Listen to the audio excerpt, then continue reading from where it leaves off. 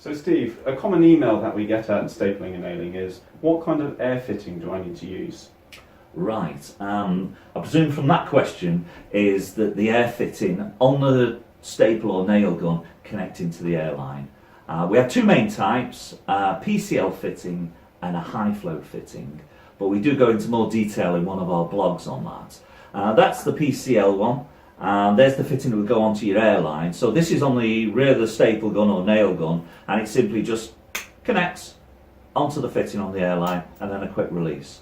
And this is a non-return valve, so it shuts off the air on the airline connecting to your stapler.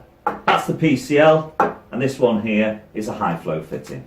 And they're the most popular fittings we have on our range. Hi, hopefully you've enjoyed watching the videos, you've found it informative. And of course, if you want to see more of these, Don't forget to subscribe to our YouTube channel. and also on the page, you can follow the link and go to our homepage at mytoolkit.co.uk, and we'll see you again soon. Take care.